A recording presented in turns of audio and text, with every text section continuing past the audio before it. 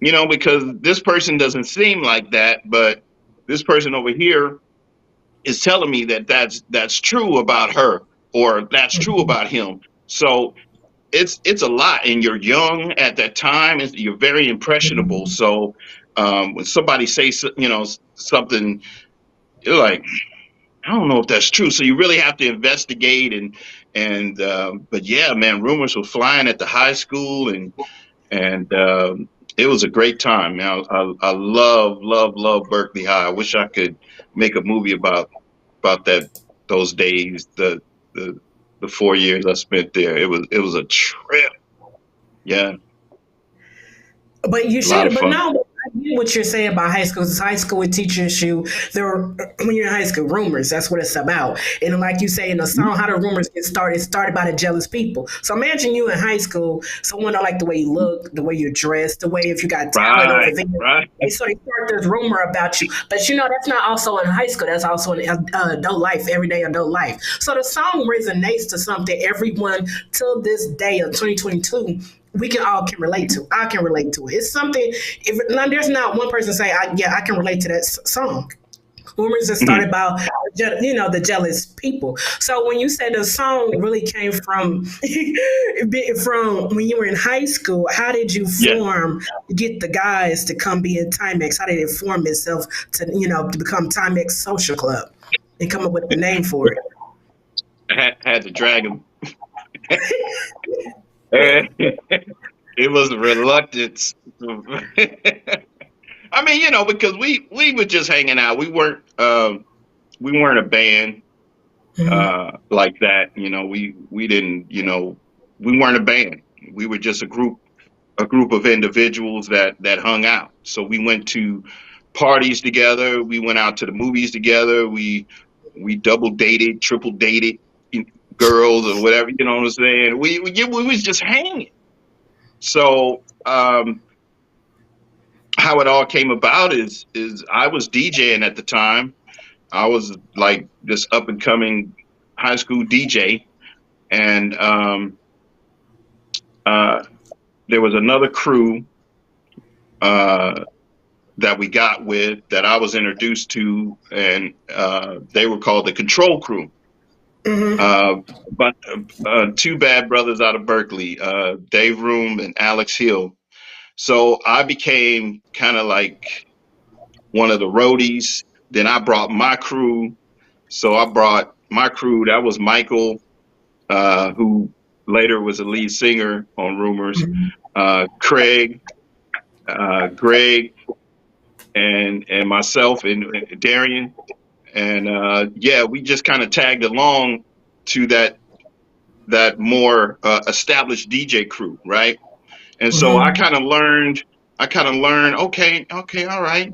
You know, I got to do this if I want to be a good DJ. I got to do that if I want to DJ. And so, in helping the Control Crew, you know, being like a roadie to the Control Crew, I started hanging out with Alex, and he was one of the leaders of the Control Crew and one of the main DJs as well.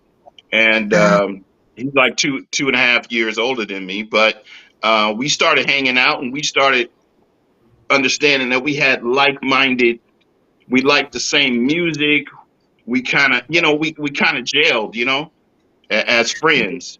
And yeah, we started writing songs. He was writing songs. He was rapping. Actually, he was a Mhm. rapper. Alex was a rapper. He's the light skinned guy in our group.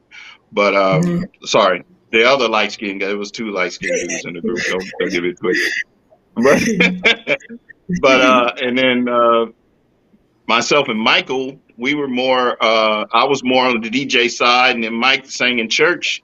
So Mhm. it kind of just happened, you know, organically. I mean, Alex had the instruments at the house, and we would go over there on the weekends and just mess around. You know what I'm saying? Just wasn't really serious about it at all. And then it went from not being serious to serious. And I Uh-huh. was like, oh, that sounds good. Run that back, bro. Yeah, that's cool because he had an 808 drum machine and he had a bunch of rolling synthesizers. And I guess what they say, like the kids nowadays, they make beats. Yep. So that's what we were doing.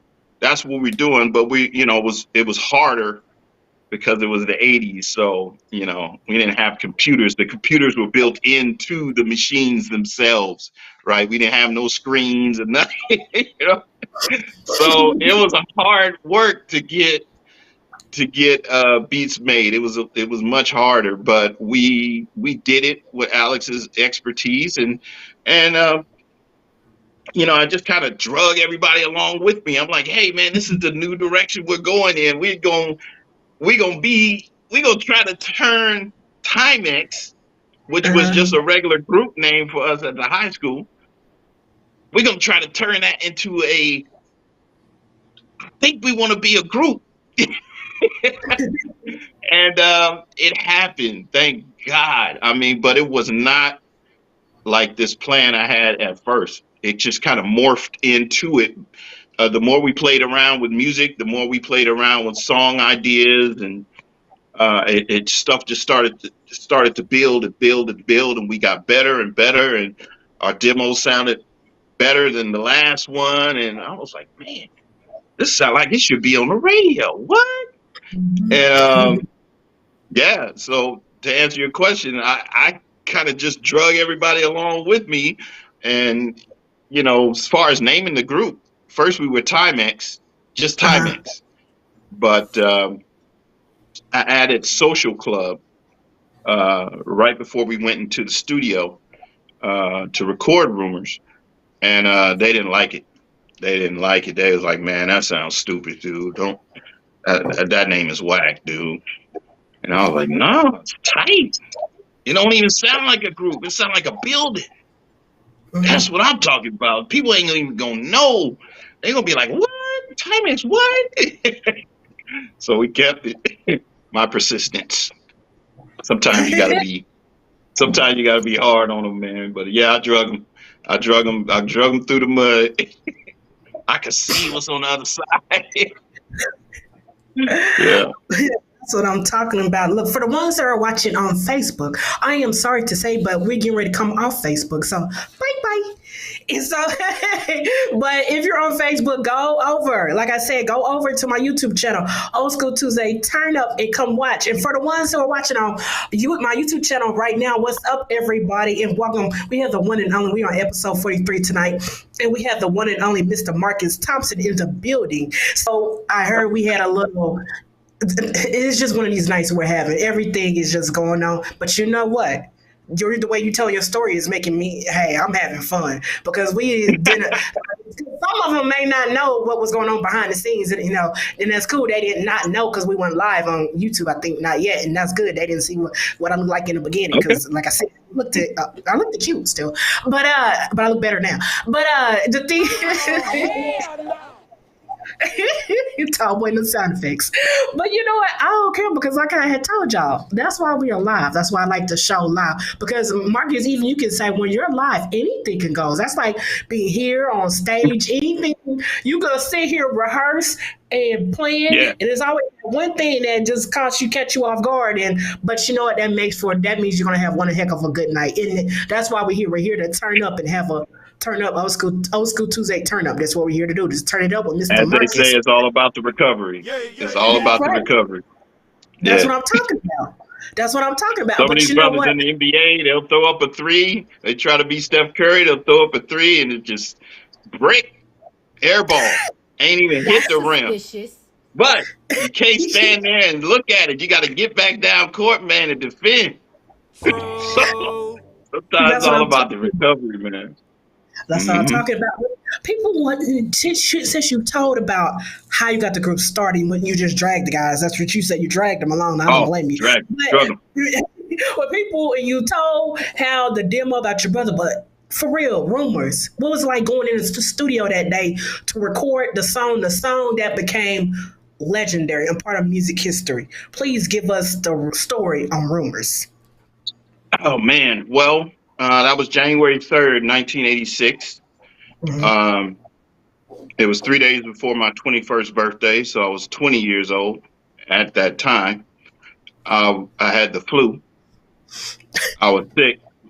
I shouldn't have been out there, but I'm like, damn, if I'm gonna miss this, so I went to the studio. But yeah, I was fighting some kind of flu or fever or something.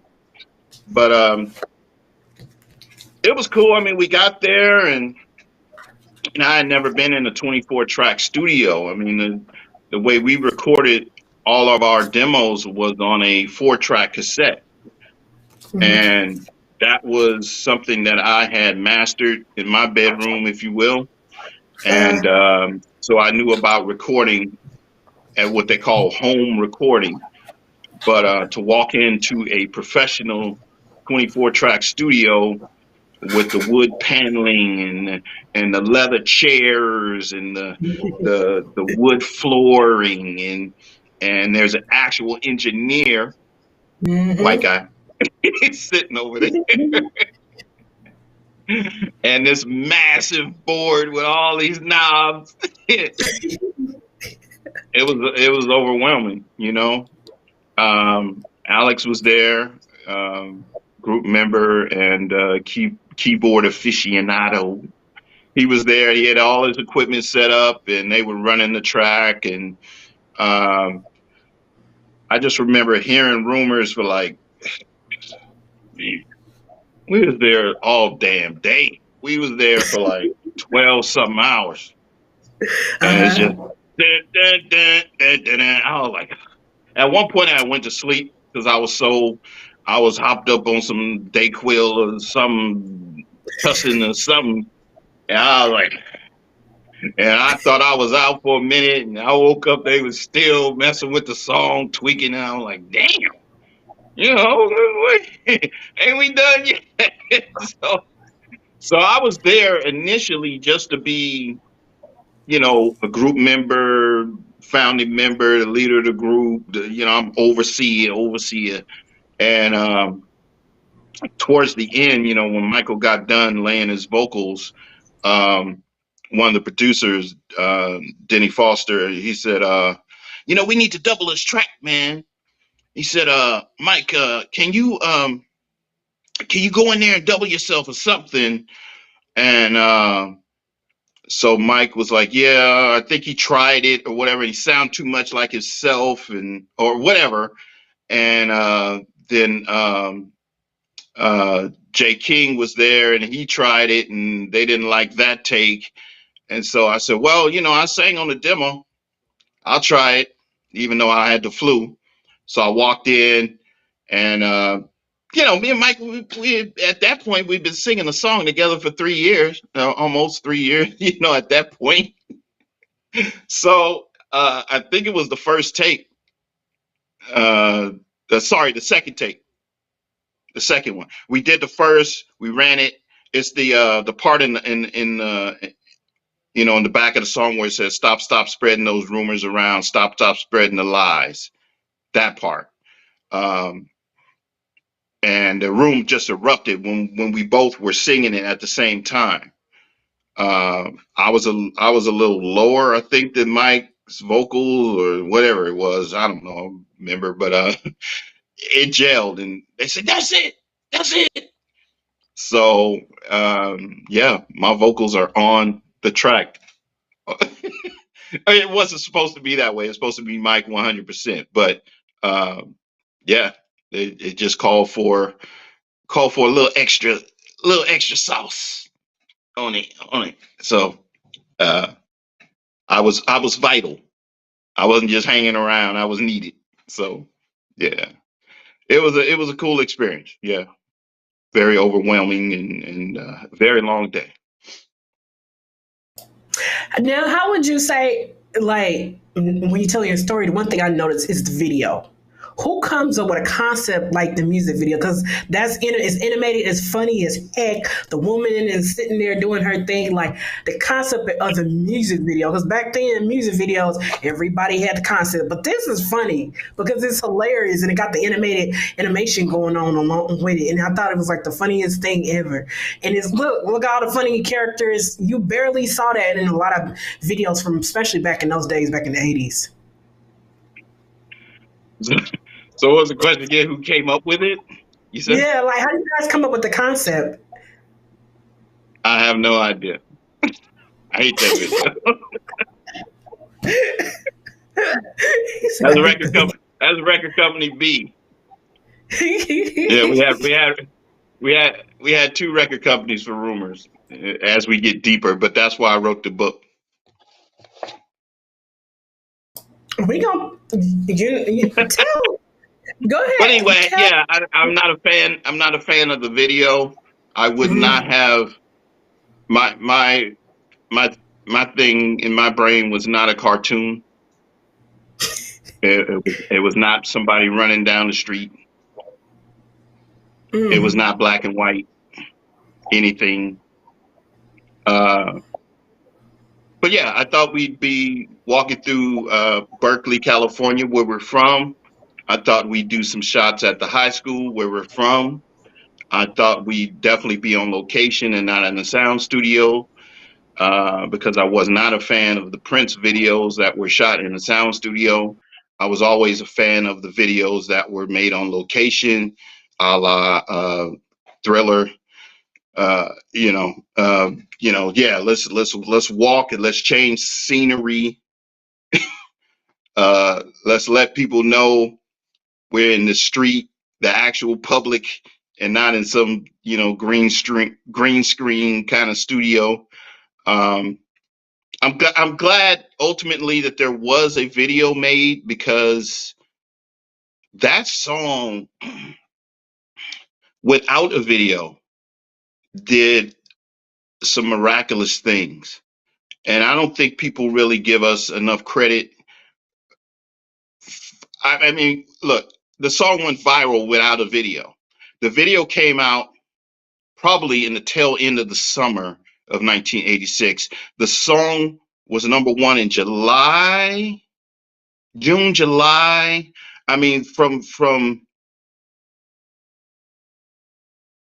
April through August, that song was the hottest song of the summer, period, hands down, with no video. All we had was a 12-inch. And then so they put that video out. And I was like, man, why? We was rolling without the video. It didn't need a video. But anyway, that's me. That's the founding member. That's the leader saying his what he thought. But I don't know who made that. I guess it was somebody at the record company. It was their uh, what they had in their mind for Rumors. But thank you.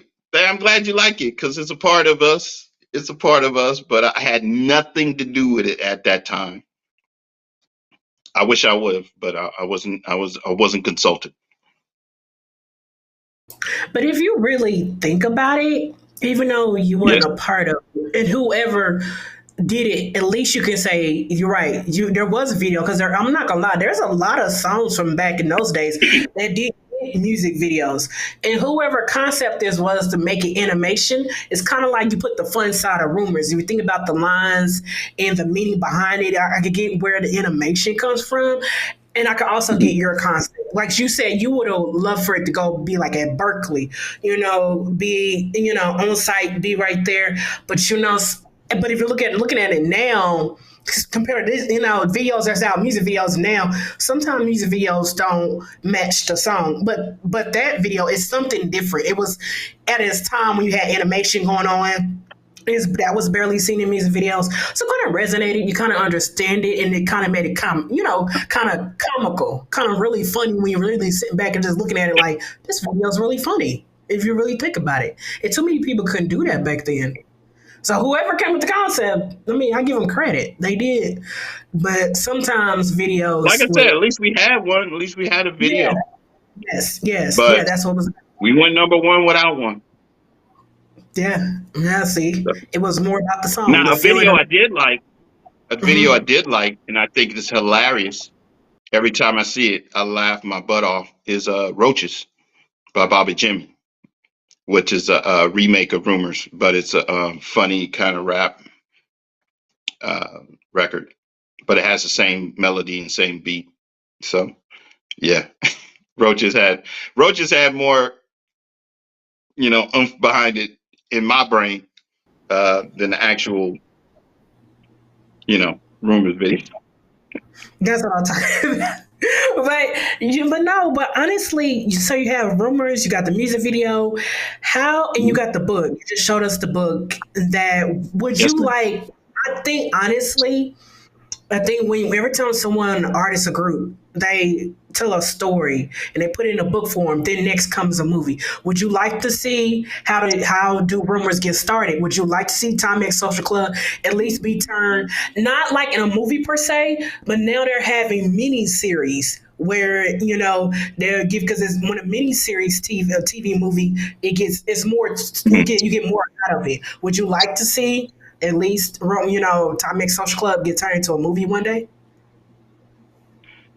Yeah, I've often thought about just a movie, but even a play, like a stage play or something like that. But there was a movie a few years ago called The Five Heartbeats that I think that was like more like dead on a Mm-hmm. lot of the things that we went through. A lot of things we went through. I mean, when I watched that movie, I'm like, ooh, snap! Was I a consultant on this movie? Can nobody see So it doesn't Kane Jr.? it doesn't have to be called Mhm. Timex, Social Club, or anything to do with Rumors. I mean, that movie was about a group called the Dells, and then they took that and then they named it Five Heartbeats, a fictitious group name. So yeah, they take the basis of the story story of a real group and then turn it, name it something else. So it's not, you know, the story of so and so, but it's like, yeah, that's what happened. Yeah. So that's what I often thought about, that maybe it would be turned into the like the book form would be turned into like maybe a stage play or something like that, but it would be called named something else, but it'd be based on the book. Because you see that a Yeah. lot, it's a this movie based on this Or call it screenplay by this book. call the movie. You can actually call it Rumors. A lot of people go after the name like Mm. Respect about Aretha Franklin. Then you had Temptations about the Temptations of Five Heartbeats. Yeah, I love me yeah, a Five sure. Heartbeats. Like can't nobody sing like Eddie Yeah. Kane Jr.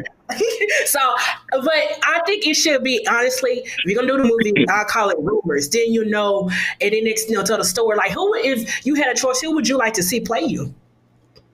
Would you want to Oh, unknown or go with someone who's, ooh, yes? Hey, we're here. Hey, might as well go ahead. uh, my wife's so funny. She be saying Keena Thompson. She said Keena Thompson on Saturday Night Live look like my love child or something.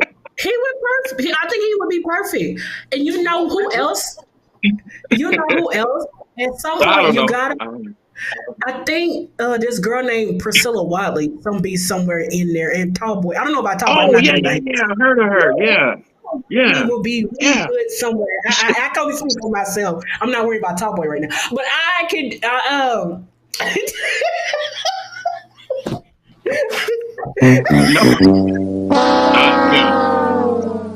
there's a lot That's of what he. characters and there's a lot of female characters in our story. I Yeah. Priscilla Walker can fit somewhere in there. I'm Love just as interest. an extra, I'm you thinking. know. I'm thinking love interest. Yeah, I think love interest would Mm, be, or play as your wife later on in life, or just put me yeah, somewhere yeah, because that's yeah. because here because you're here on Old School Tuesday Turn Up. You got your unsung, so why not? Let me take those people from Old School Tuesday Turn Up, Tallboy and Priscilla, and put them somewhere in the movie. Show appreciation. Yeah, for You know what I'm sure. saying? Yeah, there was a lot of role players in there. Yeah, we definitely get you in there. Yeah, I if don't I know have where anything to Tallboy. do with it. I don't know where Tallboy Yeah. gonna fit. I don't know what you'll place him, but we'll place him somewhere. you know, I'm pretty sure at the end he'll come on and dog us out, dog me out. That's what he does best. But he'll be okay. He'll be okay. He could He's right. play one of the road managers or something. Yeah, we get him in there. Yeah. Were they that tall? You Yeah. know, Toboy's really tall. Was they that tall? Because, you know, Toboy's a really tall guy. Was they that Oh, tall? okay. Well, we get him in Yeah, I there. One of the promoters or something on tour. think Yeah, we get him in yeah, there. we replace them somewhere. put put them in a scene where you can see it for like maybe for like 2 minutes and then take them off. Like, ain't nobody gonna be right. But anyway, but no, uh, no, I was just thinking, you know. But I like this. But I would because I like when I see movies like that, like them Temptations. You know, yeah, New No. Edition, Bobby Brown. Everybody has a story to tell because they feel like if you pay attention to certain movies, they all involve the same, you know, about like music is money, drugs, this, that. It's like, no, why don't you get the people who's really been some, you know, like you guys been through some things. That will call for a good story. Everybody has a story. Why not give them the opportunity to tell their story while they're here? You know what I'm saying? So Hmm. I think I would love to see the movie called Rumors about Timex Social Club. I would call it Rumors. There you go. There you go. That makes two But of us. me, yeah, definitely do it as a TV miniseries because I'm not gonna lie. When it comes to movies, like Respect, I give it up. It wasn't long enough. But when they did the miniseries with that other actress, it was longer episodes. It told more of a dark side of Aretha Franklin, but it was very interesting. Yeah. Both movies were good, but I like the Yeah, I miniseries saw both. Yeah. TV. Yes, yes. So that was like still. If speaking of other artists, was there other groups or other singers during the time when you guys were around that you were like, man, you seen been on tour with? You will one day do you still say, man, I would like to, or I wish I would have had opportunity to perform with that artist?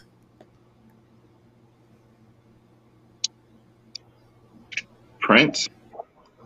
Mm. Yeah, he was the. Yeah, and I started writing because of him. My first Mm-hmm. song I wrote to one of his songs, the beat of one of his songs called "Private Joy." Yeah, Mm-hmm. That's what's up. yeah, that's what got me putting pen to paper to write songs was Prince. So yeah, you know. Now I got close. We got close. We did we did 3 shows with Morris Day. So What's up? Hey, that's Morris Day. Don't you feel like what is something when you see somebody like the almost legendary there. Morris Day? When you see Morris Day, I mean, not everybody can perform with Morris Day in the time. What do you just being at awe? What is that momentum or the accomplishment or what is that like just for you? Just and what did you learn from that? That was a crazy tour. We were on that tour. That was a New Edition tour. Oh wow. So we were coming off of the Raising Hell tour, and they called our booking agent, and they were like, "We need Timex for 3 dates." So we're like, Mm-hmm. "Yeah, we ain't got nothing to do. We don't want to go back home. Let's go." So we kind of just joined their tour for 3 shows, for three shows. So didn't really have time to hang out with anybody and do all that. We kind of just hit it and quit it. We was there and then we bounced. So um, I think I did watch Morris perform, but it wasn't the time. He was solo back then, more or less. He just dropped his first album, and so it was him. And then it was like a group of replacement players that I didn't know the names of. Um, you know what I mean? So it wasn't really the time, but it was Morris Day. So I kind of watched the show from the side of the stage. So what did I learn? Oh man, just watching the showmanship. You know, um, watching New Edition and their prep. What was crazy about one of those shows was that right before that, you hear on the radio Bobby Brown is no longer in the group. They kicked him out or whatever happened. They kind of glossed over it, but he's no longer in the group. So I turn around. Now we're in Las Vegas, and I turn around, and the brothers are over here on the side of straight stage. They're dressed in their new edition finery, and they're ready to go on stage in say an hour, and they're doing vocal scales, and who's there with them? Bobby Brown in street clothes, and it just blew me away. I'm like, what? I thought this brother was kicked out the group. So that was a trippy kind of industry thing to watch. But yeah, when the house lights lowered and all the fans went crazy, and now everybody, ladies and gentlemen, new edition. Only 4 of them ran up there. Bob he wasn't on stage, but he warmed up with them, so that was a trip. So that kind of seeing that kind of stuff, you know, kind of teaches you that you can still be friends even though you're not working together. Um, yeah, yeah, I learned a lot seeing that. Hmm. That's what's Yeah. up. Not that they said he went no longer in the group, and then boom, there he was, popped up. Boom, he's right here. Like, whoa. Hey, I was like, what? When somebody tell you to kick rocks, they mean kick rocks. Don't come back. Don't come around here. Exactly. But He there he was like, was. He wasn't like outside the building trying to get in. He was backstage where we were. oh man. At least he wasn't like at Chilling, least he wasn't like at least he eating, wasn't like eating, David. eating the food and everything. Like this, at least bro. at least he wasn't like David Ruffin in the Temptations, grab a whole entire microphone and start singing. I know you want to leave. And you're like, whoa, like who? Like that really did happen. Yeah, Like David Ruffin was just bold with it. He said, "I'm David Ruffin. I do whatever I want to do. I snatch your mics." So right. when you, that made me think of David Ruffin for what he did. Like that's funny. Like a lot of people can't Hmm.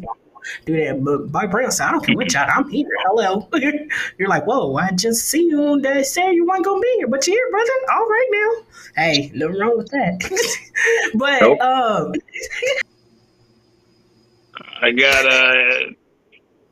I got 99 of them. Well, just one good one. One funny you want to one give me that's a category? Woo, hey, the we craziest doing thing. flashbacks. We do a flashback. We go. Well, let's say with a fan. Let's say with a fan, because fans Okay, are I'll crazy. tell you the craziest thing. I got one. I got Okay, one. yeah, okay. Okay. So, and I did not put this in the book. So, uh, we get called to Albuquerque, New Mexico. We're going to headline this show. They want Timex. So, okay, we get down there. We get the deposit. Now, how it goes is you get the deposit, the booking agent gets the deposit. That's half of the money. The group goes out. Before you go on stage, you get the other half. So you're 100% paid, and then you go up. So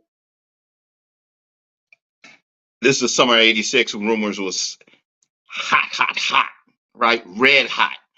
And so we just rolling. I mean, every show we do is like that. So we not thinking anybody will even want to, try us or whatever.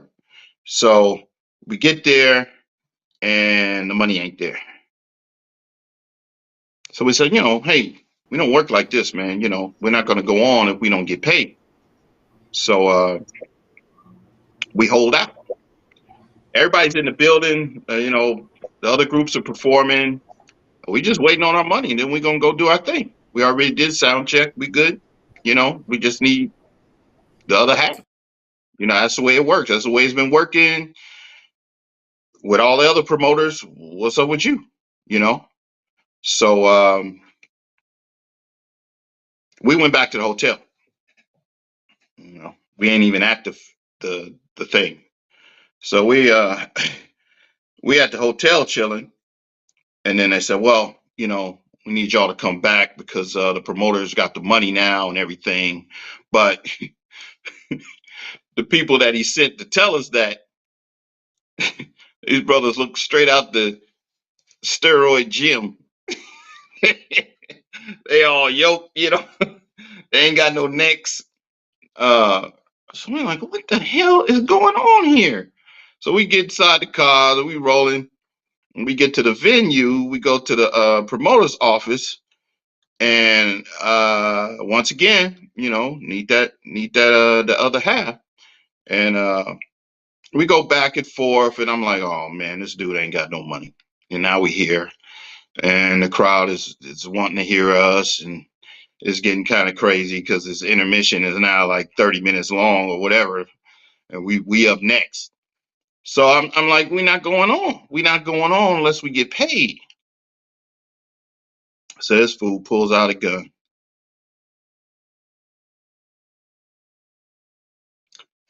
I'm like, man, my life is just, not even flashing.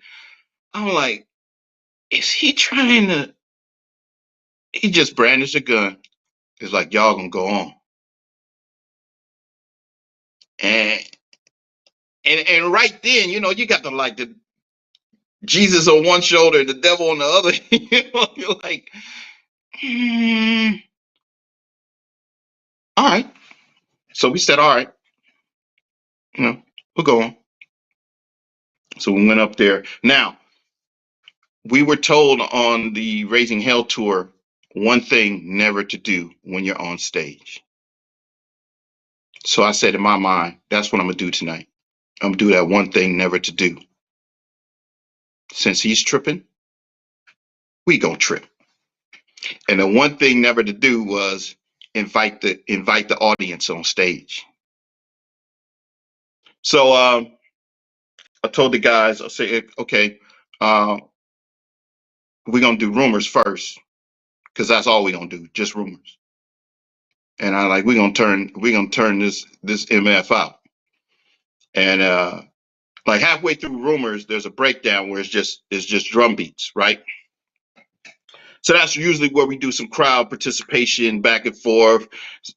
Somebody say, oh, what we doing all that. So this time I broke it down and said, hey, somebody come up here and dance with me. Or whatever I said.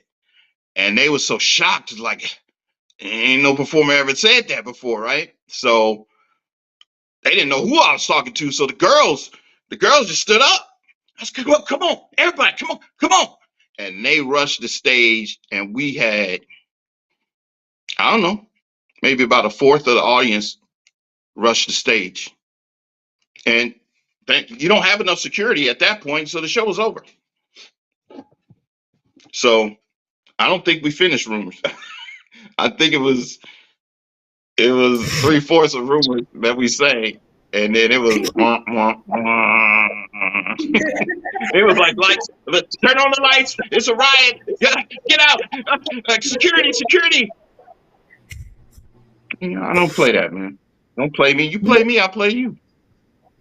Wow. So ultimately, we never got paid for that. We never got the half, but we got our vengeance. That's what I'm talking about. That's the only thing I could do. I didn't have no gun to point back at this man, but I was just so pissed off that I was being not paid. I'm like, this is some old chitlin circuit bullshit, right? But it was the 80s, and I'm like, I thought this stuff was over with, man. Really? No. I'm still out there being janky. So that was the first and only time something like that ever happened. But that was crazy. Yeah, looking down the barrel of an actual gun. I don't know if it was loaded. I wasn't trying to find out. But yeah, he went crazy and we went crazy. You went crazier. Crazier. That's some crazy stuff that goes on backstage that we don't know. Fans don't know what's going on backstage, but that's how it was back then. Like, that's crazy to have a gun and that person. I'm like, he didn't care. Like, and I was like, now all of that was over $2,500. It's a damn shame, but yeah. That happened. So that was probably the craziest thing. Because I was sweating there for a minute looking at gun. I'm like, this I'm not Even trying to though, die tonight. I'm not even trying to. This is ridiculous. But yeah, even though, you freeze, right? Because you see the pistol, and you're like, what? This is not a movie. This is real life. The man had pulled out a gun on me. Lord have mercy. Yeah. even though you didn't put it in the book, but that would be a good story to put in a movie. And I'm telling you right there, like that it gets no real. That would Well, make that's gonna be a great scene. Great I scene. couldn't That put that everything in the book for sure. I couldn't put that's what everything in the book for sure. That was I know. it's some dark stuff in the book now.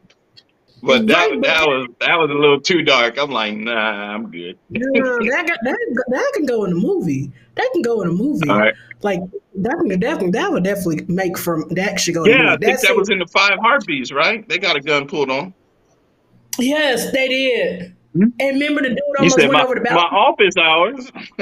Yeah, my office hours are from 9 to 5. Big Red. Yeah, and the dude almost got Bird from the Midnight Falcons. His hating. I couldn't stand Bird. His hating ass. But anyway, he almost got pulled off the balcony because he didn't Huh? like because he didn't care about his books. He and then he did a Five Heartbeats wrong because he thought they were better singers until they showed they can sing they butt off. Then he was standing backstage crying because they was Mhm. better. That just goes to show you. Bird got played. That's what he get.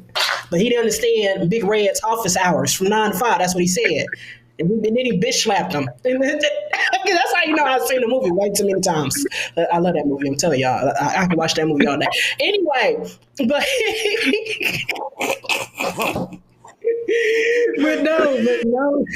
but no though. From just being a Timex social club, and not only that, a lot of people don't know or not aware you also a DJ. What's that? Just feeling like to be the DJ, spinning for people and everything. What's the pros and cons just being a DJ? Oh wow. Um, Mobile DJ, weddings, the whole nine, parties, house parties, the whole nine. I grew up, I cut my teeth on all of that. But that was basically the recipe that we needed to write rumors. I was a DJ at the time, Alex, DJ, Michael sang in church. So you put those things together and that's a recipe, man. But as far as DJing now or even back then, um, you gotta have the personality for it. I'll say. Uh, when people get drunk, they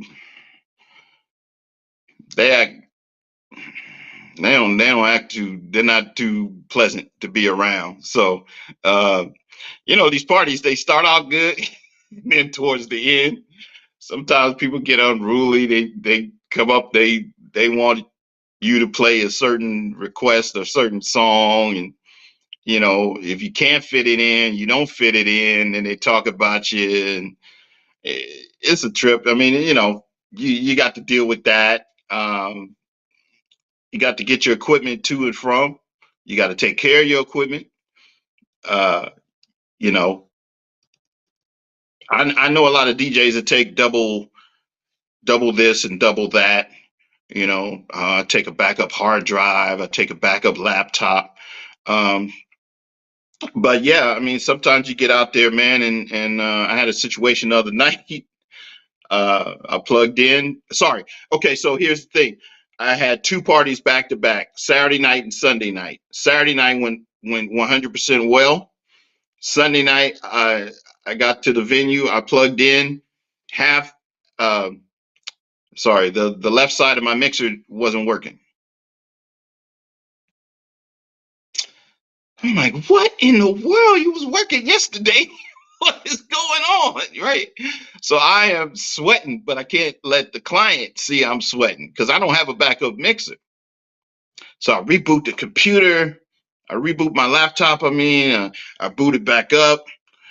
I check my USB connection to the computer. I check the cable to from the mixer to the laptop. Everything is fine. And I'm like, what is going on? Turned out, uh, one of the knobs on my mixer that controls that goes to tells the mixer that the laptop is plugged in. It was turned just a hair the wrong way. I touched the knob and everything snapped back. I'm like, oh my god, oh my god, oh my god. I mean, and I was about 10 minutes away from starting the event. I'm like, I gotta troubleshoot this. But I can't look frazzled. I can't be over here tripping. I gotta let them know that everything's good. I gotta act like I've been here before, but internally, it was the anxiety was going on. So sometimes you got to deal with things like that. Sometimes you have to deal with the crowd. Um, Reading a crowd is a trip too, because you walk into a venue and you're like, okay, I know exactly what they want to hear, and then you start getting into that kind of playlist, and then there's no reaction, and you're like, oh snap, okay, change course.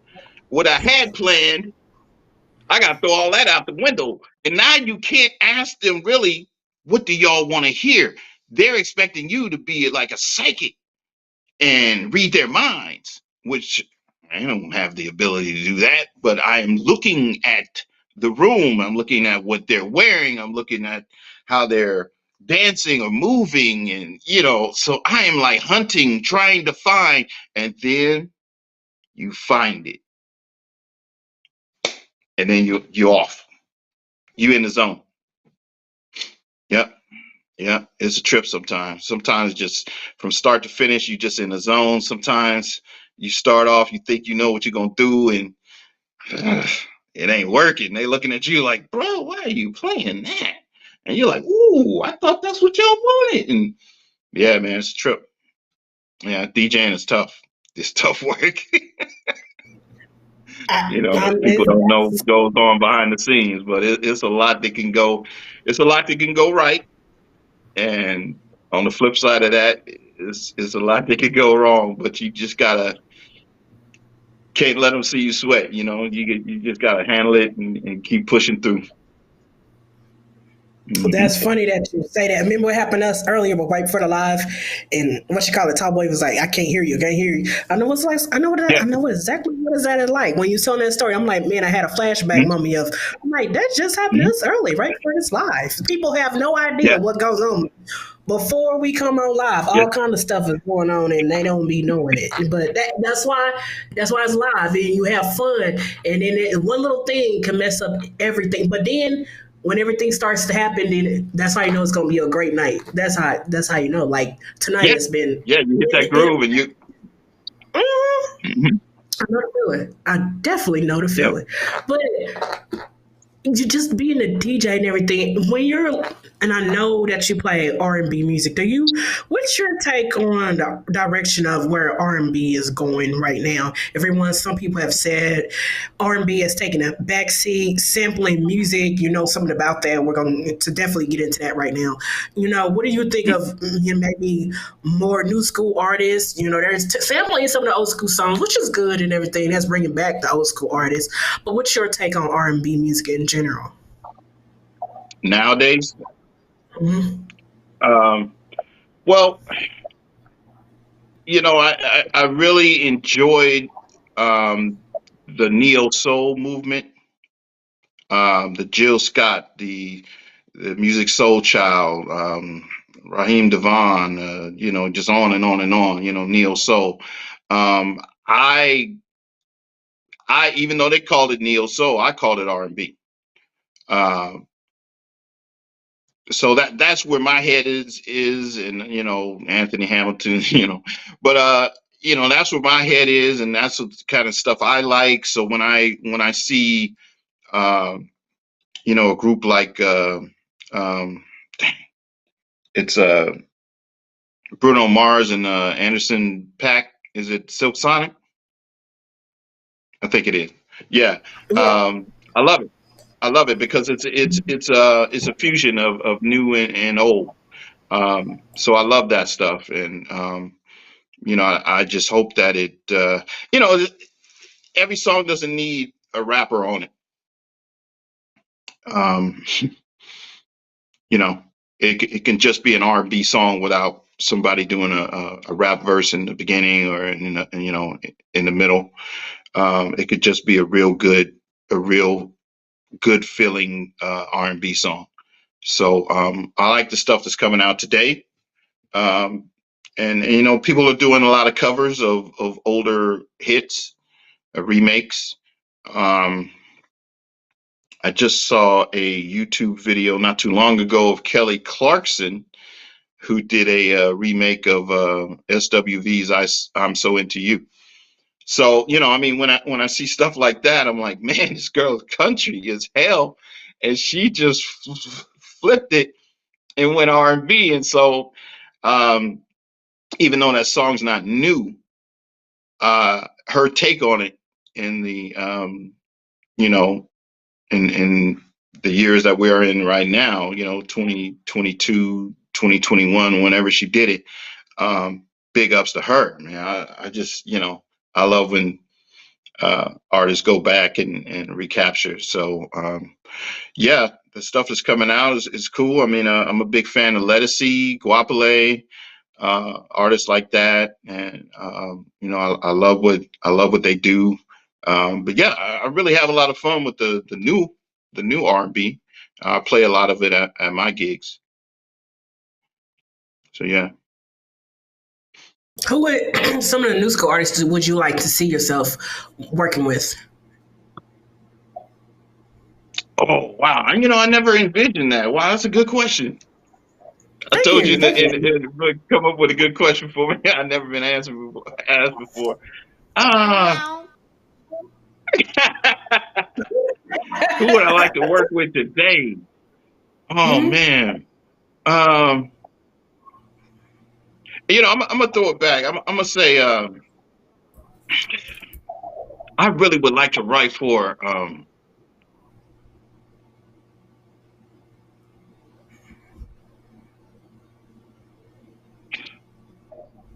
Johnny Gill. Mm. I mean, I know he's not a new artist. I know he's not a new artist, but Mm. I've always felt that brother's voice. I've always felt it.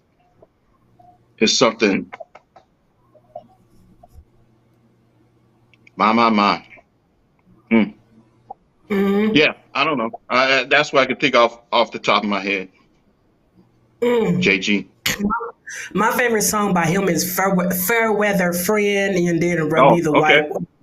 Yeah, Fair Weather Oh, Friend. yes, Be there to yeah, the end. yeah, Yes. yeah. You Yeah. like the upbeat. Yeah, yeah, Yeah, yeah. I'm a upbeat. They say I'm an upbeat girl. I like songs. If you got an upbeat, you got my attention. Okay, I like anything upbeat because I like to be dancing around. But I can't dance right now. I'm in a chair.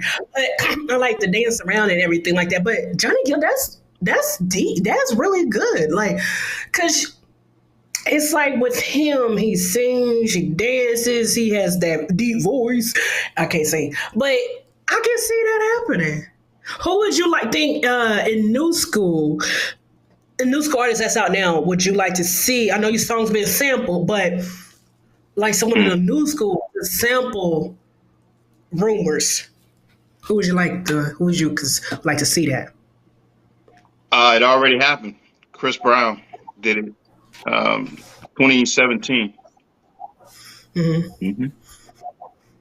Yeah. Man, So yeah, but shout out that's to him. good though. Him and Tiger. I think it was Tiger. Mhm. Yeah. Yep. I mean, it was like they were reading my mind or something. I Mhm. just one day, my manager sent me a link. He was like, "Dude, check this out." And you know how, like in the web URL, you can kind of read. Mhm. It said rumors, Chris Brown. I said, but then you click on it and you're like, what? So yeah, that already happened. Wow. But if I Yeah. was just I was just listening to one of his songs the other 2 days ago. It's like now that's what he's doing, taking a lot of sampling a lot of old school music and putting his flavor onto it. Then his dance spins he does, but he puts his own flavor onto it, and this shows. I like that he's really taking it back with the old school. That shows he likes, he knows where he comes from when it comes to the music. A lot of people don't just be like just Yeah, stealing beats, but don't do it right. But Chris Brown, that everybody think he's the greatest of all time. Yeah, mm. yeah. I give him credit. He has done a lot of songs. I give him credit, and come a You know, long way. So, to go back on that question though, I would really like a jazz artist to do like a jazz rendition of it. You know what I mean? Like an instrumental. Um, oh,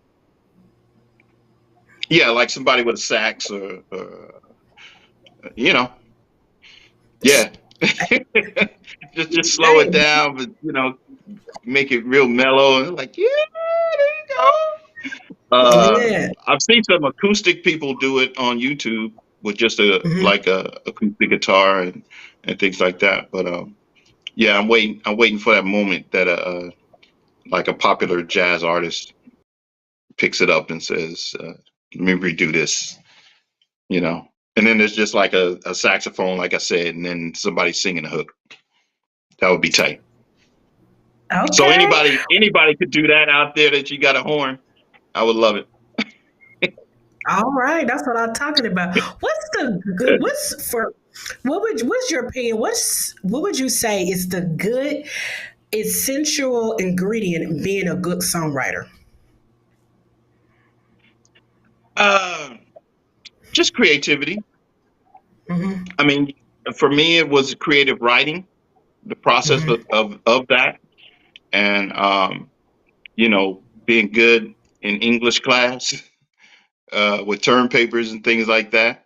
Having a mastery of words, knowing how to put words together and the cadence of songs and timing. Um, but I think everybody really knows that. I mean, we have all grown up listening to music, so and we all have our favorite artists and favorite songs. So it's something that's in everybody. But I think that to be a good songwriter, you have to have those skills. But yeah, it's the creativity of it, um,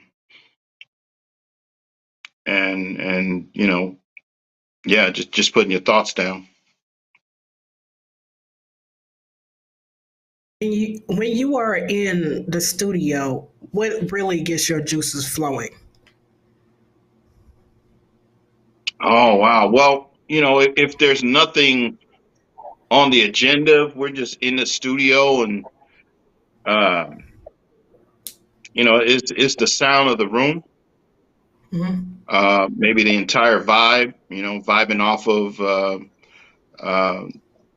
you know different people, the people that you're working with, your co-writers, your producers, um, and yeah, just laying the track, just laying it down, getting everything right and exact, and yeah, just having fun. That's a lot of the process is having fun. Nobody wants to be in the studio stressed, but I mean, there have been a lot of stress sessions. I hear stories of Death Row Records, and you better, or else, you know. I know So, going never going. but if you're Oh having Lord. fun, I think it comes out on wax. As they say, it comes out. I think when people listen to our music, they hear that we were having fun versus being forced or stressed. I think you can really hear that, and I think you can really hear people's personalities when they're rapping or singing. If it's coming from a good place, um, I think that changes the vibe of the recording. If it's if the person the inflection of the voice is what I'm really trying to say. So, um, yeah. a good atmosphere in the studio is what I'm all about. What I like to be around, and then the That's what. creativity is going to flow. You know, you're going to have an idea over here and go in this direction. Have an idea over there and go in this direction, that direction. So, um, you know, yeah, That's the what's up. whole, yeah, hmm Okay. yeah. Tell your fans. I know I seen it the other night, but show. I told you you're gonna have to show your fans the rec. Let them know behind you the plaques, all the plaques that you have behind. Let them know what it is and which one is which. Oh, So they probably seeing what I'm seeing. Like, what is oh, all okay.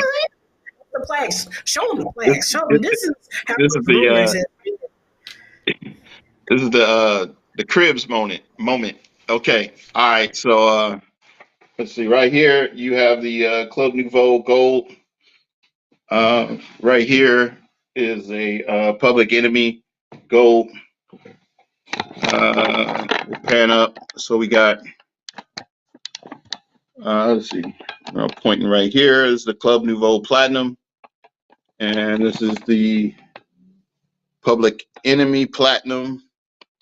And I'll pan over here, and right there you got the Master P's, the two platinums, multi-platinum. Sorry, my bad. Three times platinum here for a Ghetto D album, and I think it's only one time platinum on the top one right here, which is The Last Don. And that's not all, but that's what's right here in the hallway. Yes, I love it. Congratulations on every. There's That others. is. We ain't gonna go around the whole house. Yeah, That's what's up. but this is something, Yes. this Mhm, is something I dreamed about when I was a kid. mhm. Because you would watch, you watch TV and you see people being interviewed in their homes or in their studios or whatever, and you see all the plaques, and I was like, man, you know, I want to if it ever happens, I wish I could have some gold records. I wish I could get to a status where I could go gold. Yeah, I didn't even know about platinum. I was just trying to go gold. So it is really a blessing, Pricilla, to be sitting here and having my awards around me. And it's something I dreamt about. It's definitely something I dreamt about. Coming from West Oakland, and like I said, no silver spoon. Didn't know how I was going to do it. Wanted to be a radio DJ at first, uh, but man, look at here, look at here. Yeah, it's good. Congratulations. There was one thing that I saw a video of you all, and I say for me, it's a show where it's no longer out anymore. But this was a show you can watch on Saturday mornings. And to see you all on that show, a lot of artists back then, that was a dream come true for them, especially when you're a black artist. What was it like when I saw the video of you all being on Soul Train? Oh, you know what? I wasn't there. Yeah, Wow. yeah, that was my lead singer and his group. Yeah, we had split by that time. Mhm. Uh, we had record company B had him and them, and then it was two Timex social clubs. Put it that way. Oh wow. Yeah, it was some But can I contractual imagine things going on, and so I missed my Soul Train moment, which mm, I was a little sad about, but mhm, I traded that Soul Train moment mhm, for a sold out Madison Square Garden moment. mm. Yeah. So where would I rather be? Where out of the two. So yeah, I got the Madison Square Garden sold out moment. I was Mm. actually there in the house when they said Timex Social Club, and then I came out, and then we came out, and then the whole place was packed. I mean, it was not a seat, empty seat in the place. It's like you give up that one moment for a bigger opportunity. I know, and then I know Soul Train is a big, but Madison Square Garden may be a little bit more sold out. You can't take the day. It's Man, I always that. mean, I don't even know how many seats that place holds, but I never seen that many people. Mm, I was, you know, it was mind blowing, and you know, and you're standing there in awe, and then mhm. your mic is live, and you're like, "What's up, New York City?" And they, you see the movie The Warriors, old school No, movie, game movie. no, I haven't Well, it's seen a that scene one. in that where he says, "Can you dig it?" And then all the gangs in New York says, "Can you dig it?" It erupted. I mean, people just erupted when they said Timex Social Club, and then, I mean, it was so much yelling and clapping. I was like, mm, yeah, Mm, yeah, Madison Square Garden, baby, did that, and did Oakland twice, Oakland Coliseum, and you mm. know, growing up in Oakland, going to Oakland Coliseum to see bands like Parliament, Funkadelic, Rick James, you know, you name it. And then standing on that stage myself, and again, you know, the town is giving me love. I Man, mean, it just makes you kind of weak, you know. You know you got to go out there and sing for them and dance for them, but you like inside you just you ain't got no bones. You so weak. You like, man, let me get through this. Oh, the butterflies and just the love, you know, and they cheering for you, they loving you, and that's your hometown. So to do that twice and to do it well was just a straight up blessing and something I never thought that I would do, but I wished on it, and it came true. That was the wish. 1984 Fresh Fest. I said, we gonna be on that stage next time.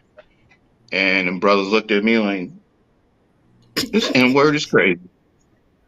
This N word has lost his damn mind. What did you just say? We gonna be on stage with Houdini. Fool. You know, they was ready to commit me. And I was like, yeah, man, we can do it.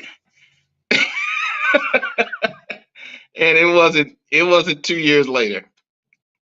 And we was up there rocking with Houdini and Run DMC and LL. So be careful what you wish for. You just might get it. I know all about wishing Yeah, now. man.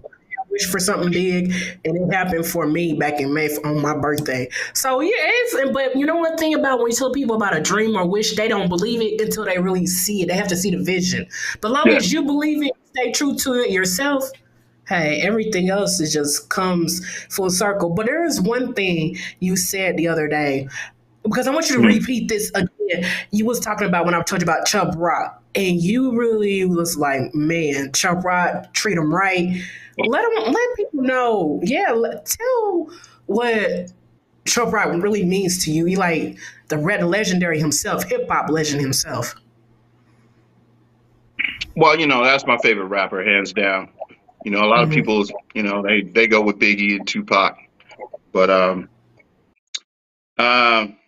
there's a line that Biggie said: I rock my tape to my tape pop, and I rock my Chubb Rock tape to my Chubb Rock tape pop. I mean, uh, I don't know. I guess I'm the biggest fan in my mind of Chubb Rock. So yeah, when people ask me my favorite rapper, I always say Chubb. So big up to him, Hitman Howie T, and everybody. Yeah, yeah, that's my favorite rapper, man. Yeah. That's what's up. That's what's up. No, a lot of people, you don't. I know everybody say, like you said, Tupac and Biggie, but people don't take it all the way back, all the way, and people don't give Chubb enough credit for what he has done and what he has. His music means a lot to everybody, and it's Yeah. just you got to give credit where credit is due. Like seriously, especially the hip hop legends and the hip hop legends that we have left. We done lost so many of them in the course of time. But to know for you to say Chubb Rock, man, that's it gets no bigger. It gets no bigger or better than that. Yeah, and I mean, I performed with Run DMC. Hmm. I was on the tour. We did more than almost 40 dates with them. Mm. You know, Houdini, LL. I mean, you would think that I'll be like, yo, Run DMC is my favorite rapper. Which, they ain't no slouch. They ain't no slouch. They're in the Hall of Fame. But yeah, I would give it up and really say Chubb. Chubb, yeah. Yeah. That's I had what's the up. headphones on. I was on my bike, on the bike trails, rocking out, treat them right, the whole nine, and multiple albums. Every time they released something, I would buy it on cassette. So yeah. Hmm. That's what's up. What Yes, ma'am. does what does Marcus Thompson want his legacy to be? Oh, just that when people listen to the music, they have fun and dance, because that's Mm. what it was built on. That was the whole premise.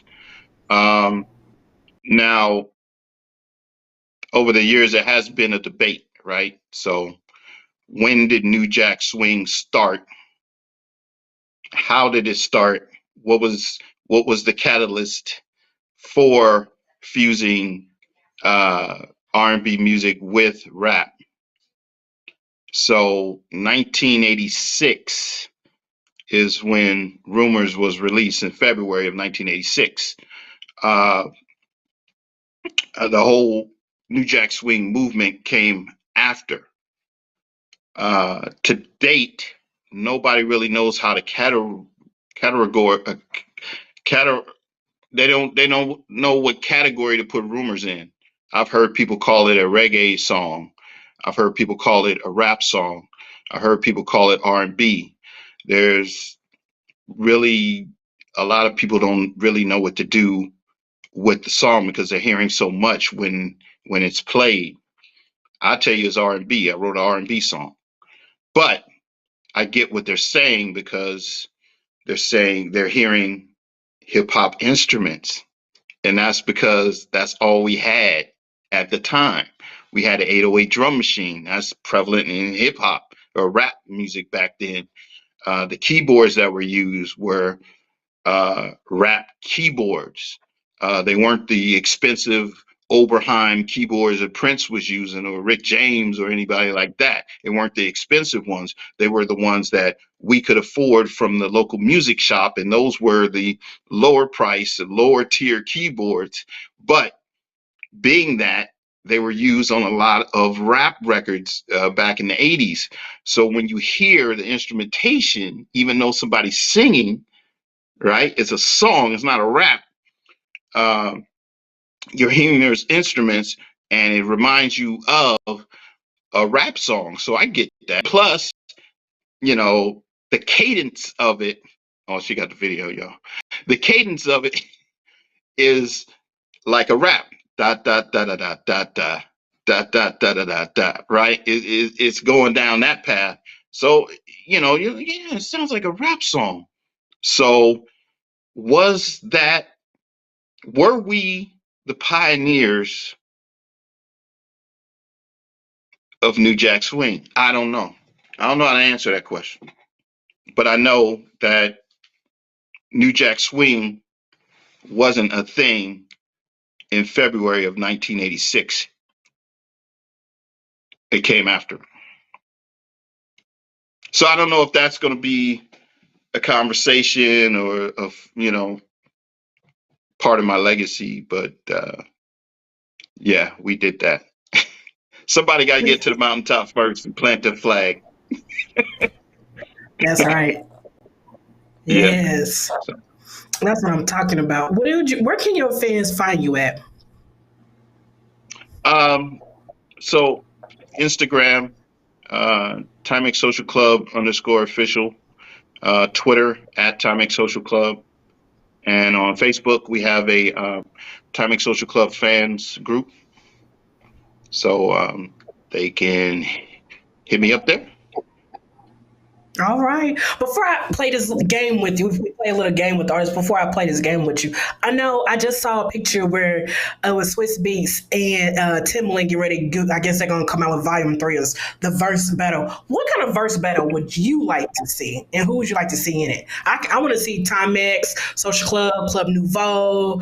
Maybe, I mean, we got to, hey, I'm all about taking it back. I almost want to see someone like, what's it, Smokey Robinson with Gamble and Huff, with like Leon Silvers. I mean, yeah, I'm taking it back. You know, that's the kind of verse battle I would like to see. You know, legendary. What kind of verse battle would you like to see? You know, a lot of people not in their prime no more. So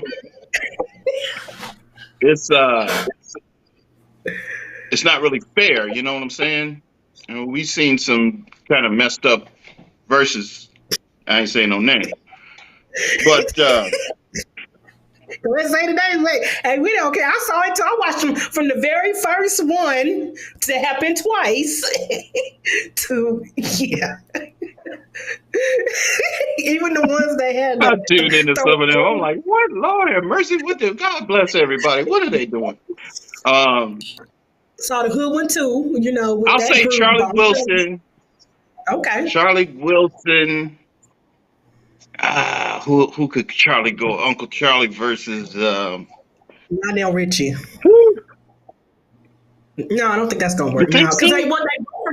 they both are two different groups. Yeah, that could work. They're both from two different groups. That could work.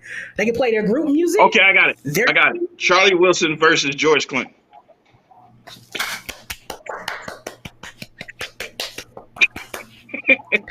Charlie Wilson versus George So that's Clinton. essentially the Gap Band versus Parliament, but they both had solo careers, and I think George could throw in some of the stuff that he produced, vice versa. I don't know.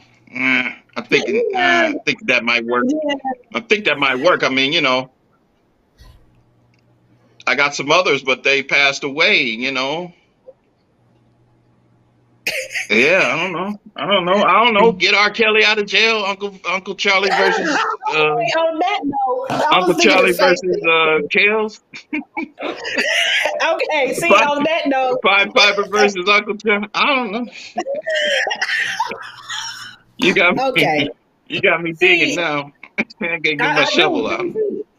And see, when I said Smokey Robinson, Gimble and Huff, and Leon Silvers, that's about it. I heard they during talks with trying to do Bad Boys versus So Def. That couldn't be. We all know that's gonna be good, but that's gonna be crazy. That's gonna be a little interesting.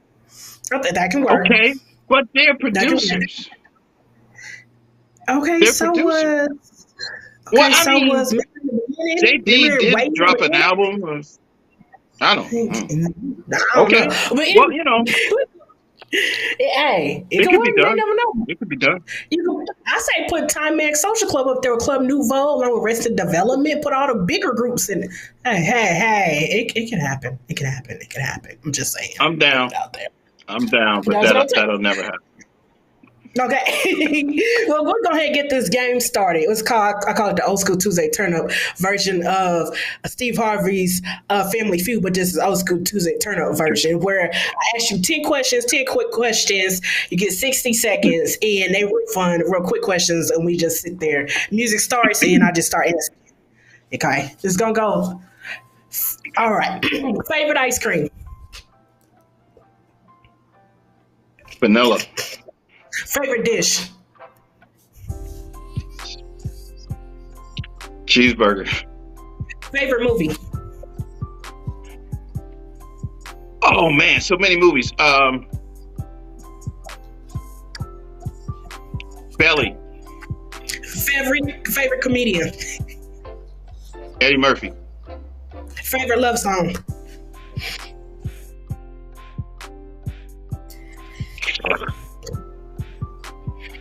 Love song. I call your name by switch. Favorite color? Green. Sunrise or sunset? Sunrise. Chicken or ribs? Both. Chicken. Chicken. Grits with sugar or grits with salt? With salt. Name one male, one female, in one group you would like to see come on Old School Tuesday Turn Up. One male artist.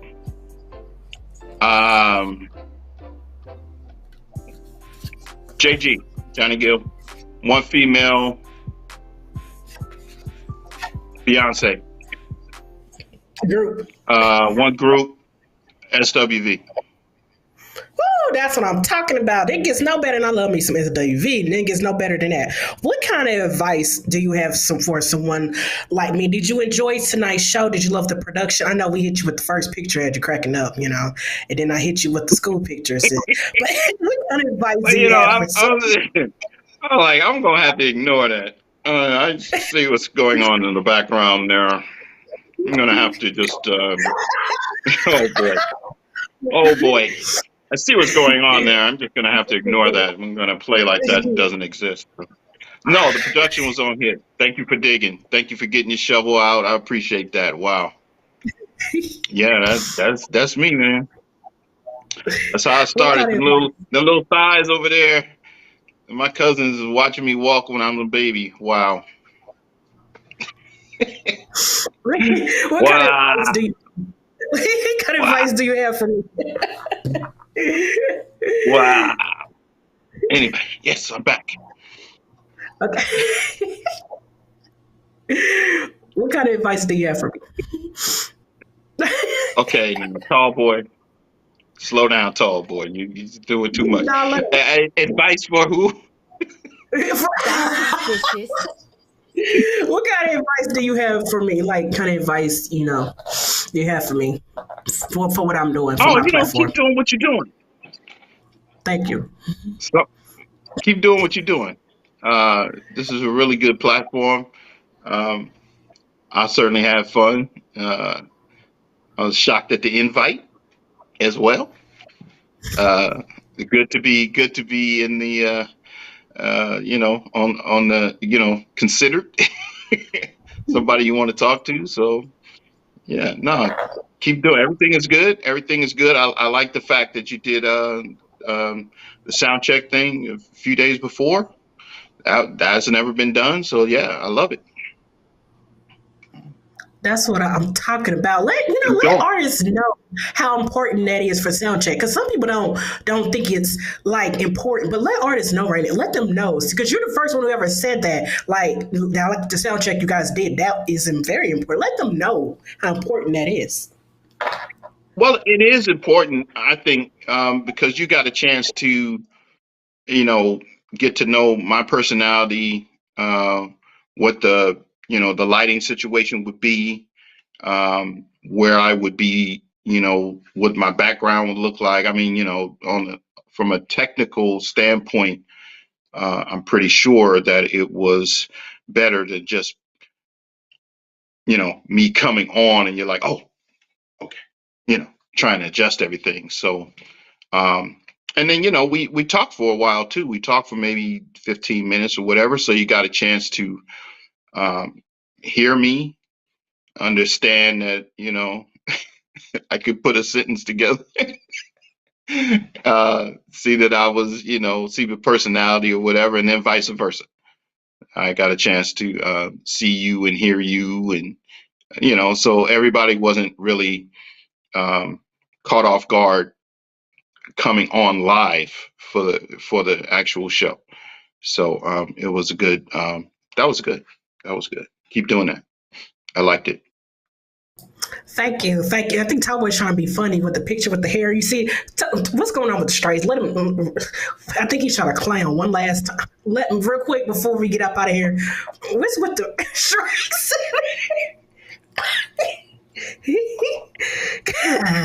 What's the question? What's That's a going on with bad the man strike? right there. I know in the chat. That's a serious brother right there. What's the question? I am not What's going on ashamed of with that photo. what's But going on with strikes in the air? You know, Tomboy trying to clown. I think that's what out of all pictures he just showed up this one trying to clown. I think that's what he was trying to do to you. the, I think he's trying to clown you. the stripes on in my hair. Yeah. Uh-huh. Oh, okay. So yeah, that's a Bay Area thing. That's a Oakland Bay Area thing. My barber was trying to give me one on the side, and I said, "No, man, we gotta go a little bit deeper." So we did three. Now that photo was taken in May of 1986, and so I had the three stripes. Now I'm not gonna say I'm the first person to do it, but there was a artist that came out a few months That's later, and suspicious. on his album cover, he had the three cuts too on the side. Not to say he was biting, but no, I actually know the brother. So I'm talking about MC Hammer. So anyway, I did it first. That's what I'm trying to say. You can't touch this. You can't touch this. Yeah. My promo photo, I had three stripes first. Yes, ma'am. All right, that's what I'm talking about. Well, we got to hear first about this picture because he sure enough make sure he put up this picture right at the end, like he trying to be funny, but it's Tomboy for you. Now See, I'll see, go deeper into that photo. I'll go deeper into that photo. So when I got my advance for signing with record company B, I went straight to this department store called Emporium Capwells. They're not in business anymore, but if you were in the Bay Area back in the 80s, you knew all about the Emporium Capwells or just Capwells. But yeah, so that whole look was off the rack.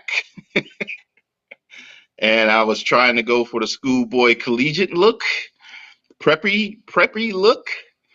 And so that's all new fit, straight out the stove. Even down to that Casio watch on my arm right there. So that's all bought with my advance money from the record company. I was very proud of that.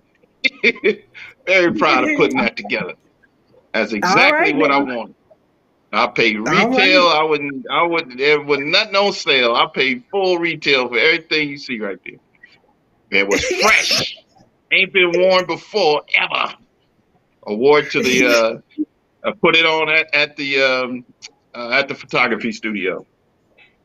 Yeah, that's fresh white. Yeah, killing it. Yeah, that's 1986, baby.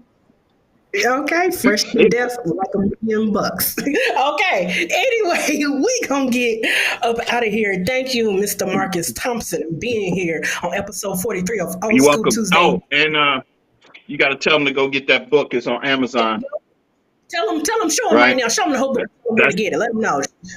Hold it up for him. that's the title. Hold it. How the Rumors Get All Started: The True Story of Timex Social Club. That's your boy. All right. That's your boy right That's what there. That's what But yeah, I'm about. it's that story, man. That story y'all been waiting. I know a lot of people don't read no more, but maybe you can skim through it, read like 2 or 3 chapters. I think you get the gist of it.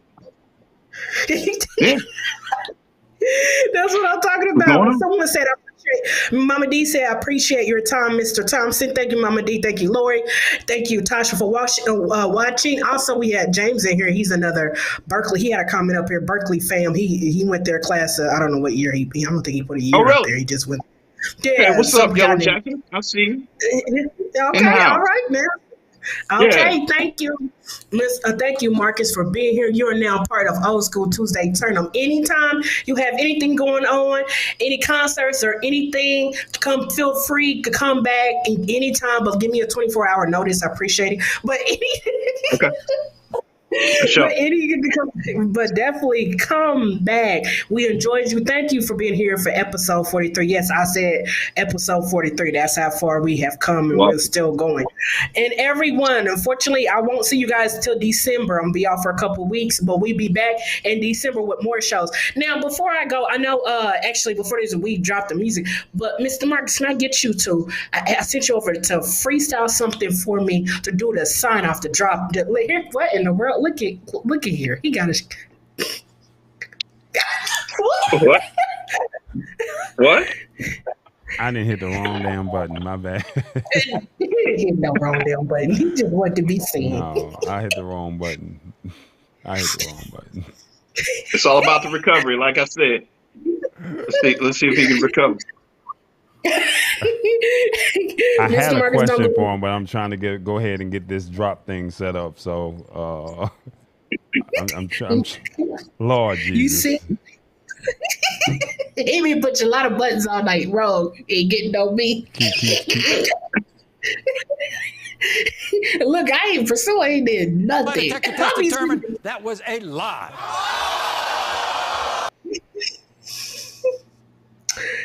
I ain't did nothing, Marcus. Marcus, you seen what was going on in the beginning. I've been sitting here minding my business on time, and he been pushing buttons, been doing, and I ain't did nothing. And then he made sure he showed up at the end just to be seen. You see how he did that slick move? Yeah, I hold up is right. And you said not 2 hours. Look, he made sure. But anyway, can I get I chance you because I would like for you. I know you heard Jim and Jay do the sound check drop. I want you to do the end drop because I like the word rumors, and if it's I sent you freestyle. I told you can freestyle anyway, as long as you said definitely say my and yeah, or do Top Boy. Do you want him to do it right now or when the music starts? So how you let Top Boy gonna explain it? I'm just here to. Look cute with it. Okay. You want to drive or you want to do the music? I can do either or. Which one? I can do it dry. Okay. All right. Okay. I got you. Here we go. 3. Okay. And then after you finish, then we'll come back and then. So will this be audio only? Well, it's about to be audio and video because I'm about to press record. So here we go. Uh-oh, look at him. He getting ready. He in that studio. Look at him with all them gold records. Watch out there now. Here we go. 3, and 2, and you rock. Hey, y'all. This is Marcus Thompson of Timex Social Club. It's no rumor that Old School Tuesday Turnup is the show that brings all the smoke. So make sure you tune in on Tuesday nights only at 8 p.m. Eastern Standard Time and 7 p.m. Central Standard Time. This is the show that stays turned up.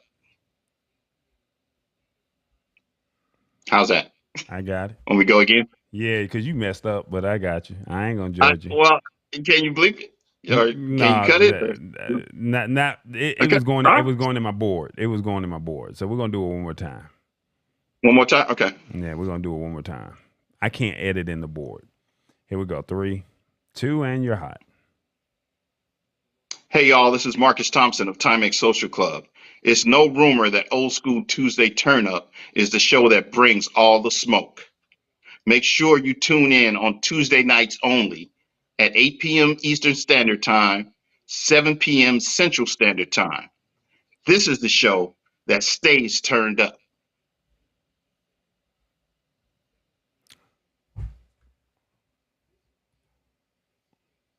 Good? Got it. Got it? Got it. Yes.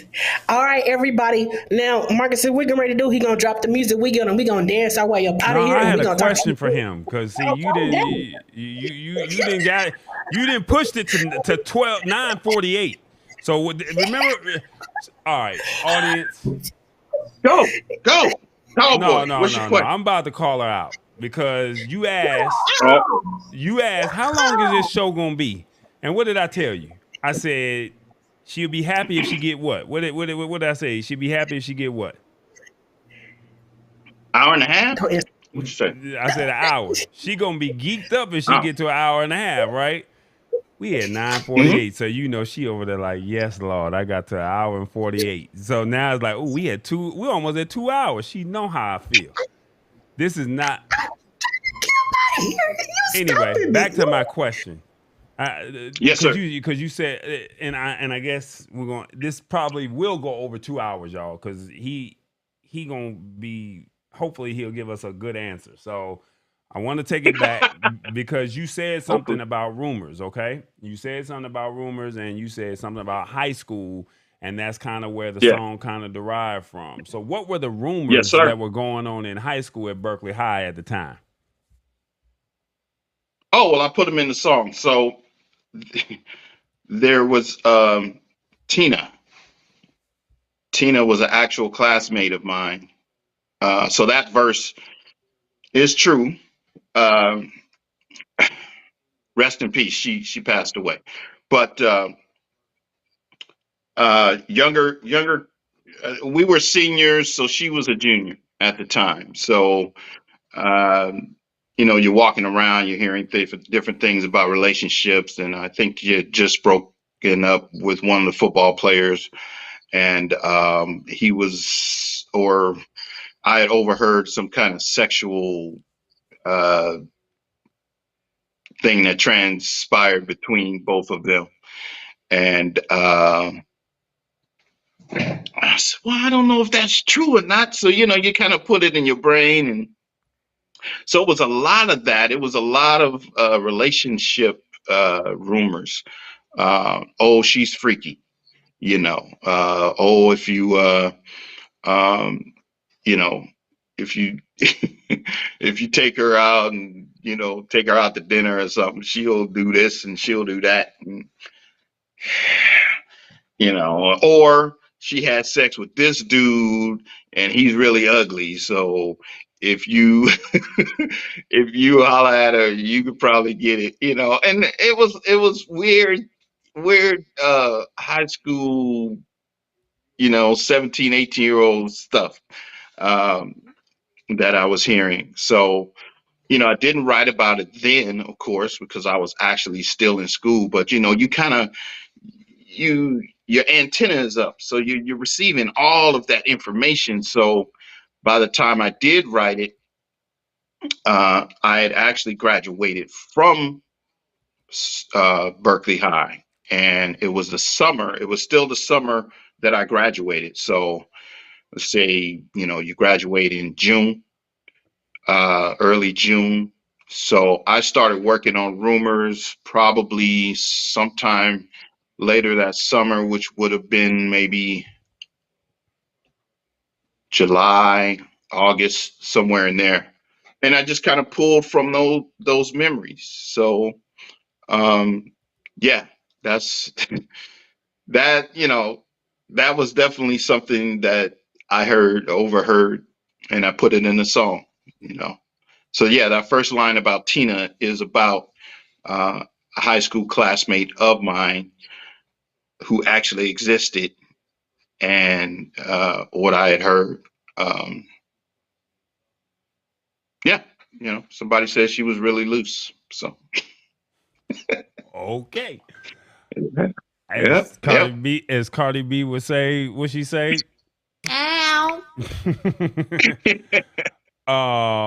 Number I mean, two. I had to put it down like that. I couldn't really say what I heard, but I mean, when you're writing loose, so loose. Was she able to put two and two together at the time? No. Did So she ever word find got out? back to her. Yes. Word got back to her, and I was so. I was like, oh my God, she was never supposed to find out that was about her, right? Because I didn't say no last name. You put it in the So, song. yeah, but I didn't say nobody last name. I just said Tina. And a lot of people thought it was about Tina Turner, but it wasn't. So, she hit me up on Facebook one time, and she said, "Hey, I heard that verse was about me. Is that true?" So I hit her back on Messenger, and I'm like, "Yep." But she wasn't mad. She didn't go off or nothing like that. She was just like, she just wanted to know. My second question that I had for you, you said you did Yeah. a tour and you're very proud of that tour, and it was the first tour with Run DMC. Yes, sir. You know when was the first night? Where were you at when it first opened up? Oh man, Albuquerque, New Mexico. I think that was the first show. Mm-hmm. That's not the one with the gun incident, was it? No. No. That was different. Yeah. Okay. So then Saturday, July 19th, you made it to where? 1986.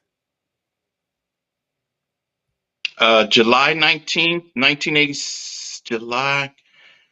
That would have been MSG. That's that right there, right? Madison Square Garden. Yes, sir. Yes, sir. Okay. So now you from California, right? Mm-hmm. All right. So when you so you said New York was what it was, but you from California, so you got a chance to perform at home. So twice. So you performed at home first before you got to New York City, right? Yeah, we did an Oakland show before we got to New York. Yes. So what was that show like, based off of the New first York Oakland show? Yeah. I'm sorry. I was talking over you or something. Yeah, June 1st, 1986. You was at home. You performed in front of your family and friends. Ticket right there on the screen. Sir. Talk to us about that night. Sir. Incredible. I mean, like I was telling Pricilla, you buy these tickets, you go to these concerts at that venue, and you see, man, I had seen Prince there. I'd seen the Fresh Festival. I'd seen George Clinton, Rick James, all of these, funk bands, and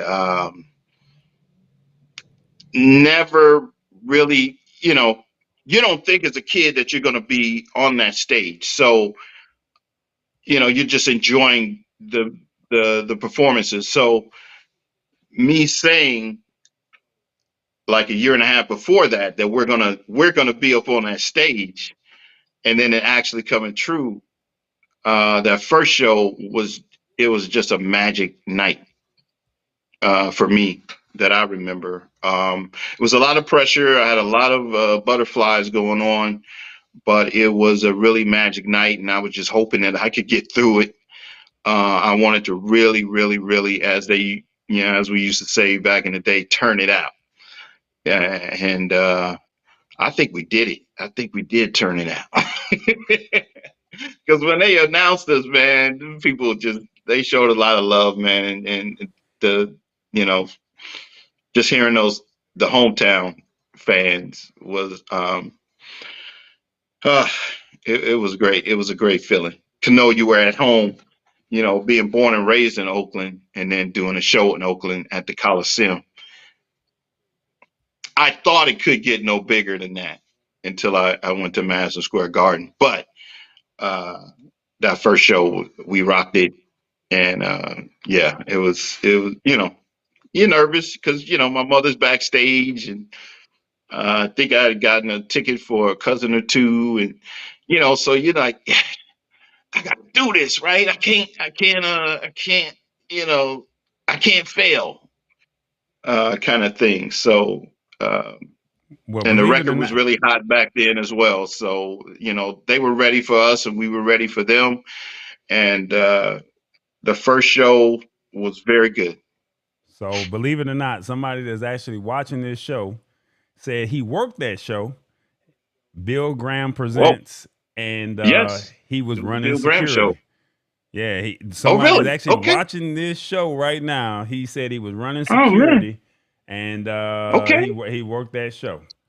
So and he's out there in California. Did he work both shows? There he is. So you got to ask him. He right there. You see the comments on your screen? You see, bro, did you work both shows? Because we came back in I think it was August for the second show.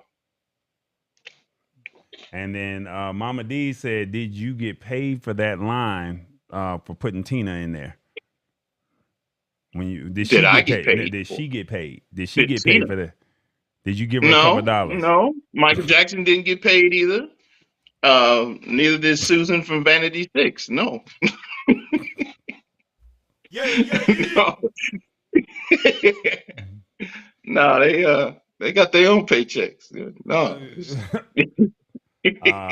This is what he says. He says it was me, Ron Little, and Jim King and Christy Feener.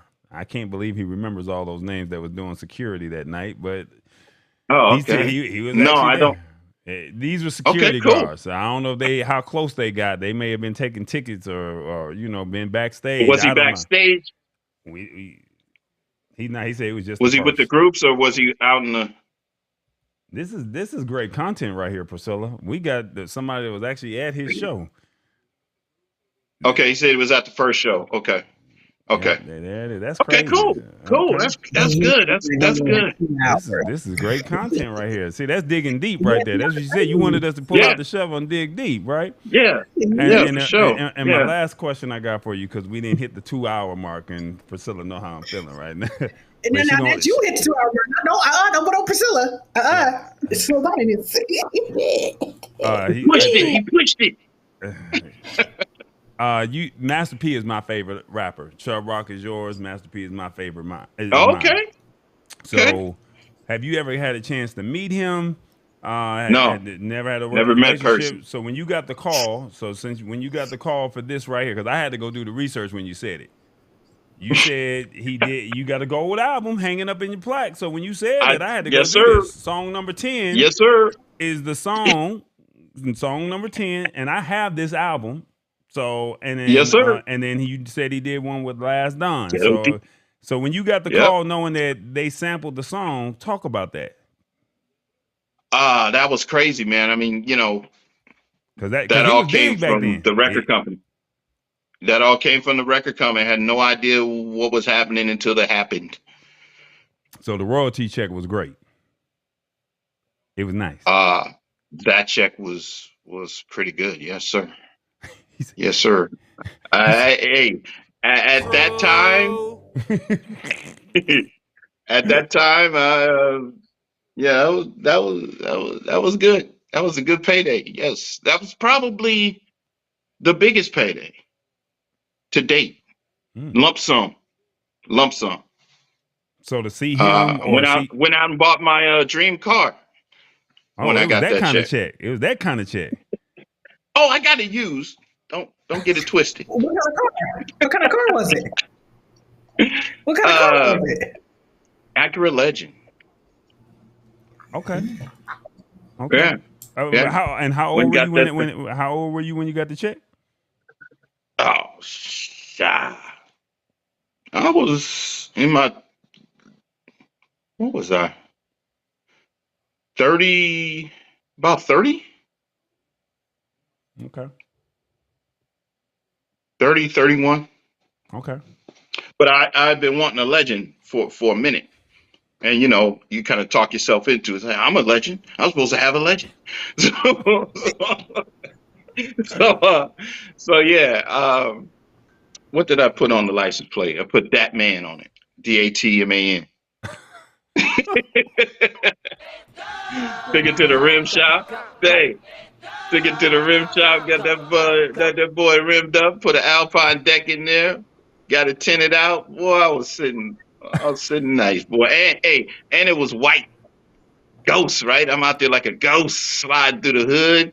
I got peanut butter leather in there. Woo!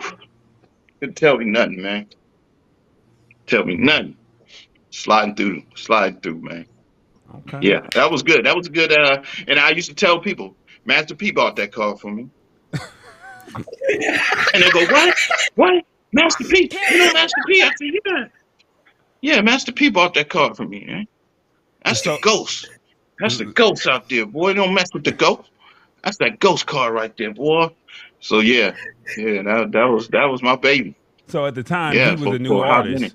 So at the time he was a new artist, so to see them pay homage to you, what did that feel like? What did that mean to you? Because they were paying homage. Man, well, that's a Bay Area thing too, right? So right, Tupac, him, Digital Underground. It's like you gotta do, it's like you gotta do it, right? And so it was like, yeah, that feels right. Richmond, he out of Richmond and we out of Berkeley, and so I could see how that, he wanted to do that, but then to do it.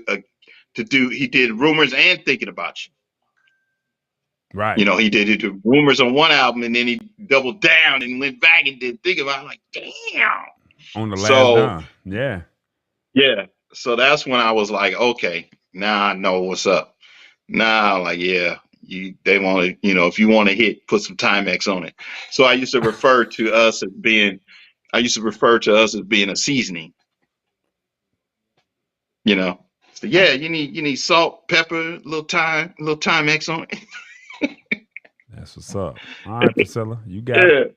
Because you got that connection with the Loonies and the 5 on it. That's also Thinking About You. A lot of people don't know that, but yeah, I do, because that's my song right there. Yeah. I got 5 on it.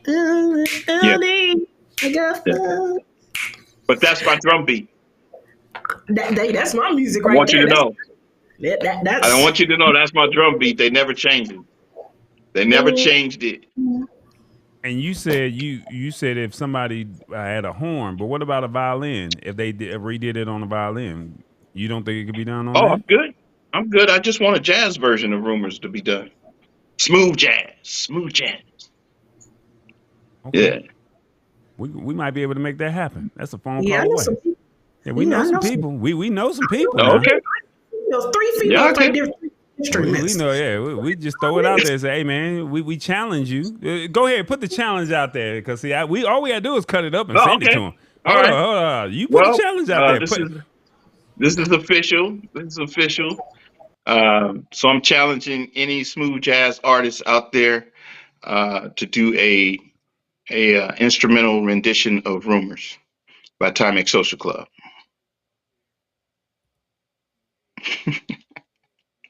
There it is.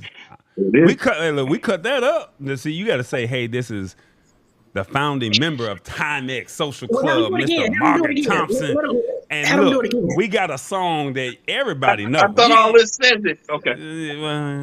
Have him do it again. Come on, let him do it again. We gotta make it sound good. Put some stank on it. Come on, Marcus. Come on, you got this. Marcus, you gotta sell this thing, man. Like, come on, man. I gotta sell.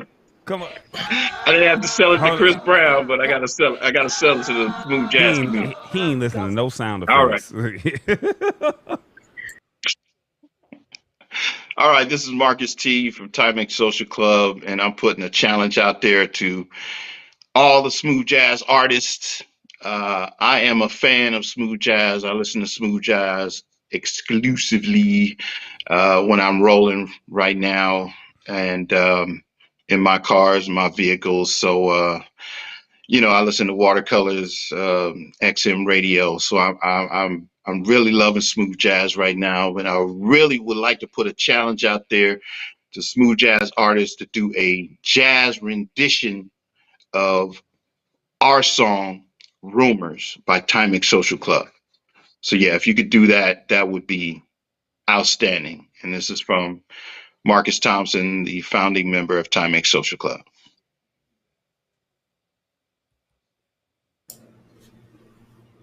There it is. All right. There it is. That's what I'm talking about. Yeah. I love that. So we're going to put it out there. I'm going to put it out there. I'm going to put it all over my Instagram, my TikTok. Shoot, I'm about to put that out there.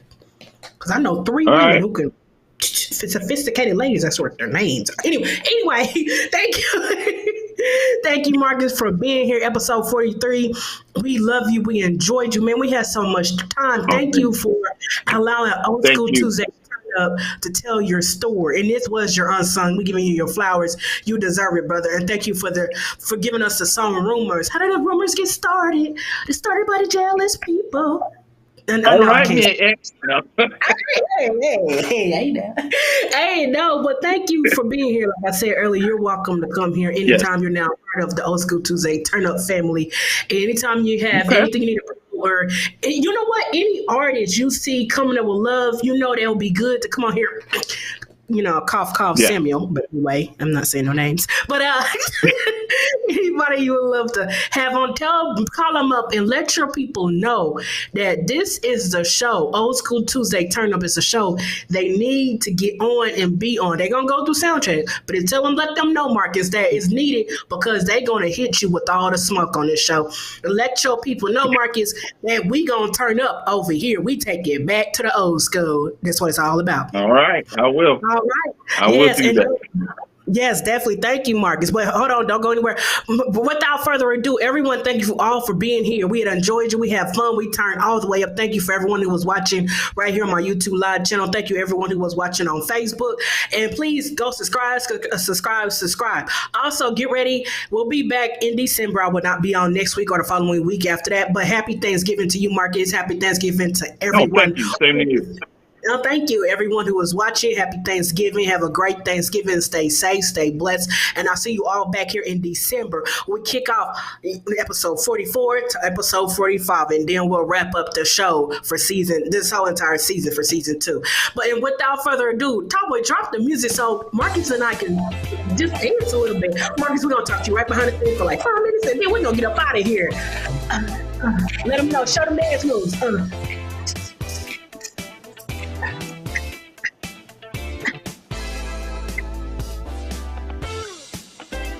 Marcus got a 2-step in the chair.